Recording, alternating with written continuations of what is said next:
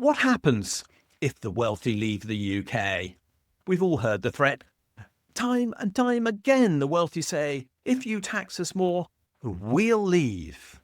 It happens whenever there is a mention of wealth tax or increased tax on the wealthy. But is the claim that the wealthy are making credible? Will they actually leave? And what if they do? And how many would go? And would we notice? Those are the issues that I'm going to address in this video. This is the 9th in our series on the wealthy. And to date, we've looked at what wealth is, how people are wealthy, and the fact that the wealthy are petrified of losing their wealth more than anything else, and so they flaunt it, but they're not entrepreneurs. Now, we need to ask the question, what happens if the wealthy leave? And will the wealthy actually go? The truth is that I've been hearing these claims about the wealthy leaving since the 1980s. So far, there's very little evidence that anybody goes. In fact, I can think of very many wealthy people who said they'll go who never did. So what's this all about? Or is this all just bluster? Remember that although the wealthy like to think that they are different to you and me, at core, they're just human beings. And at core, they really don't want to leave their homes with which they're familiar, nor do they want to leave their families who are probably pretty much all around them, because that's true of most of us. And they definitely don't want to leave their culture, whatever that might be, even if it's just defined by the golf club of which they're a member. And remember that the rich hate change as much as most people do. It's not by chance that most people live in the area where they're born. We all have a natural affinity to a place in the world, and by and large, that's not far from where our parents brought us into this world. And as a result, most people hate having to move. And that's as true of the rich as it is of everybody else. They might like wealth, but they don't like wealth so much that they'll give up being normal human beings completely. So in truth, if we take this fact that they have strong ties to places, only a small fraction of the wealthy would ever in reality move as a consequence of tax. Now, let me give you a case study to demonstrate this point. In June 2025, the Henley Private Wealth Migration Report, which has been produced for years by a one-man band company located somewhere, maybe in Henley, maybe not, said that 16,500 millionaires are expected to leave the UK in 2025, taking £66 billion in investable assets abroad with them. The report said each person would, as a consequence, leave with exactly £4 million, which immediately makes you think that the figures within it are a little spurious. But let's have a look at the ONS data on the wealth of the top 10%, which I've referred to in earlier videos in this series. That data shows this. The average person in the top 10% of UK wealth has just over 2 million of wealth, 2.3 million of wealth in total, of which almost £1 million will be invested in their property. If a person's in the top 1%, they'll be worth over £5 million and over £2 million will be invested in their property. So either the Henley people are saying that it is the ultra-wealthy who are leaving, or more likely, because I don't think that many ultra-wealthy people are going to leave, they're saying that some people towards the top end of the top 10%, but not necessarily all in the 1%, will be going. And if we apportion these numbers, they're saying that maybe 16,500 people might be leaving out of a total population of wealthy people to whom they're referring of maybe 2 million. Let's put it in perspective. That means fewer than 1 in 100 will go. In fact, roughly 1 in 140. That's at the same time as we're expecting an influx of wealthy people from the USA who can't stand Donald Trump with good reason. And what they're talking about is what looks like a normal year of movement for the wealthy, when some of them will inevitably retire to the sun or take jobs abroad or whatever else it might be. But there will always, of course, be some fluctuation. There is absolutely no evidence at all in the data that this company put forward, which has been used by those on the right wing to claim that any idea of a wealth tax is going to send the UK into deep and permanent economic decline, is true. It's simply not the case. But let's also look at what the wealthy have. Let's look at that chart again. The top 1% are perhaps the group who are most interesting here. And why not? Because they're the ones that everybody seems to want to talk about. And note what they have.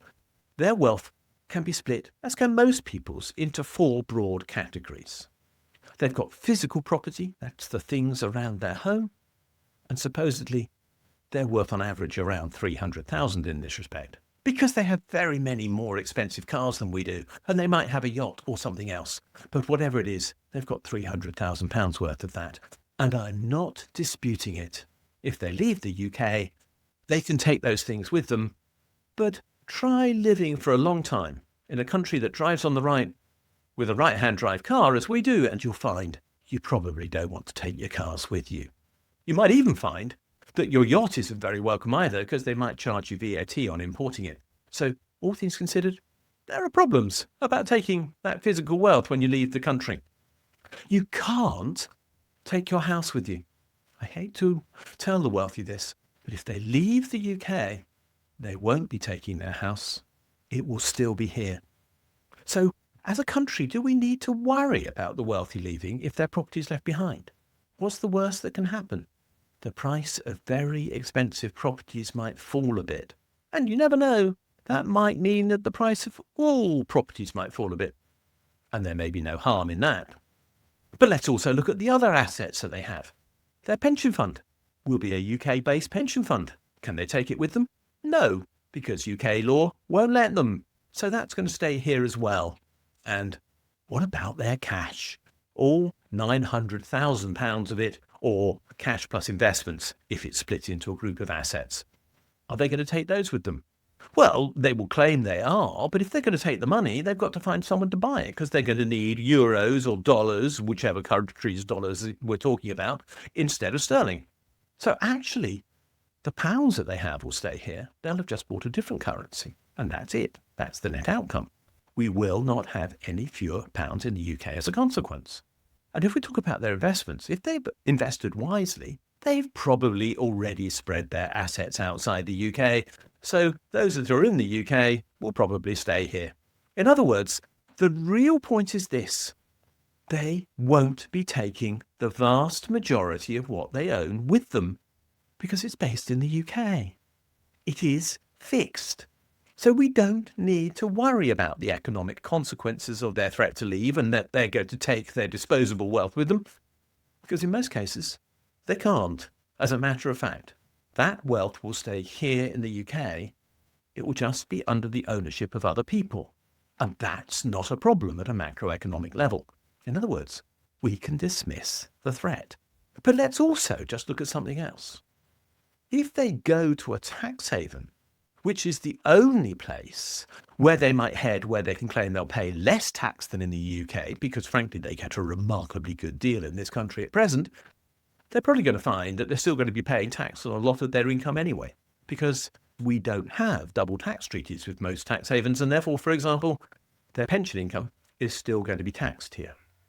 Now, that's not true if they go to an OECD state, but even so, in that case, they're going to be taxed more than here at their destination.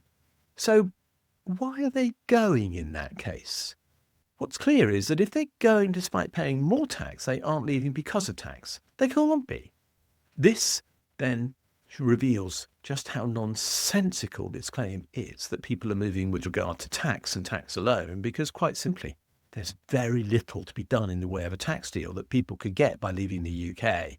The wealthy might move, but very few of them actually do, and it's no big deal because most of their wealth is not portable. And what happens if they do go anyway? Let's just consider that for a moment. House prices, as I've noted, might fall. The value of the pound might also fall if they sell large quantities of their currency when they leave. Although, let's be totally honest, this is very unlikely. And if the pound did fall, that's not a disaster because it means our exports become more competitive and therefore we might get economic growth. And what is more, and I make this point very loudly and very clearly, entrepreneurs in the UK might get a chance after all because the wealthy try to keep them out of markets because it's by maintaining barriers around markets that the wealthy keep themselves wealthy. So we might have a more vibrant economy as a consequence of the wealthy going. There might be a little bit of disruption, but frankly, the idea that there'll be collapse is completely ridiculous. In fact, there's only one part of the UK economy that might be worse off as a consequence of the wealthy leaving, and that's the City of London. And frankly, it needs to shrink. It's too big for the size of the UK economy and is squeezing out everything else, so let's not worry about that. We gain, in all likelihood, as a consequence of very wealthy people leaving the UK. There will be less wealth hoarding, but there will be more productive work. There will be fewer basement diggers in Kensington, but there will be more people available to build hospitals.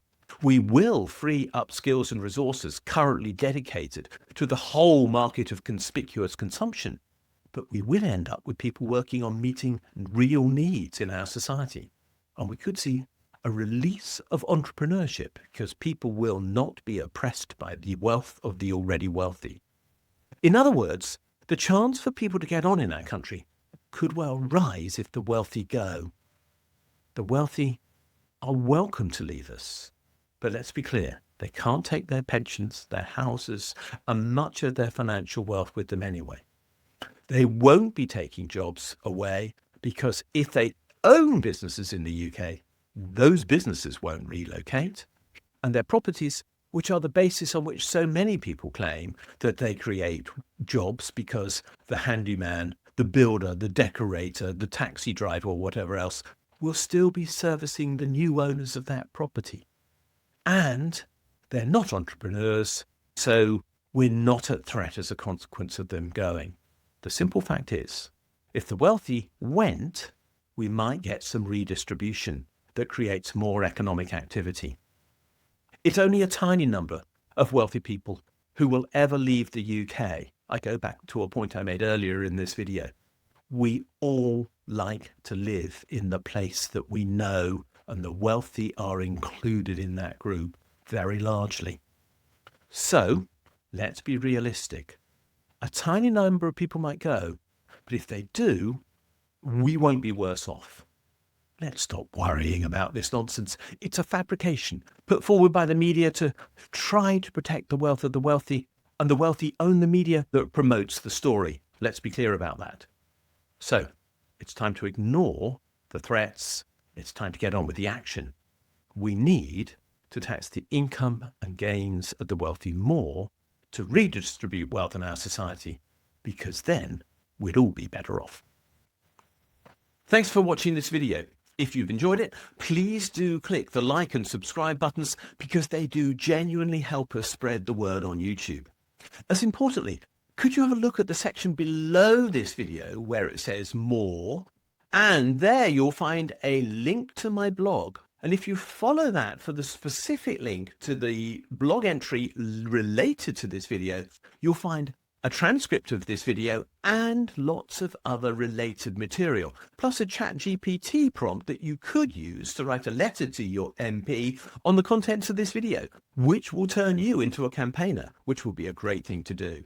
Finally, if you do appreciate the work we're doing, can you think about giving us a donation? If you'd like to do so, there's a link below, or you can find one on my blog where there's a Ko-fi button saying, please buy me a coffee. Thanks a lot, and we'll see you again soon.